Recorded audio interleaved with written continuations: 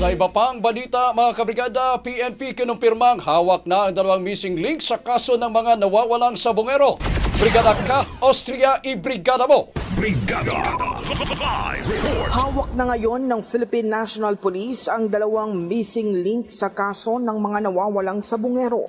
Sa press briefing dito sa Campo Crame, sinabi ni PNP spokesperson Brigadier General Jean Fajardo na mga kapatid ng whistleblower sa kaso ng mga missing sabongeros na si Julie Patidongan alias Totoy ang mga nahuli. Ito'y sina Ella Kim Patidongan at Jose Patidongan.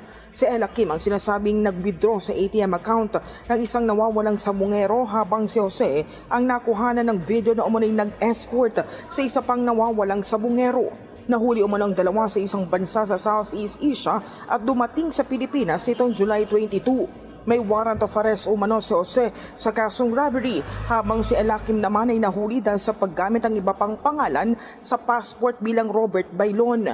Pagigit ni Fajardo, lihitimo ang paghuli sa dalawa dahil may pakikipagtulungan nito sa Bureau of Immigration at naaprubahan din ang kanilang case operational plan.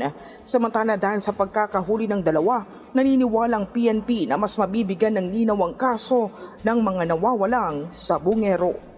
In the heart of changing lives, ako si Brigada Kath Austria ng 105.1 Brigada News sa FM Manila, The Music and News Authority. Brigada Ang bahaging ito ay hatid sa atin ng Drive Max Coffee. Ligayang tuloy-tuloy.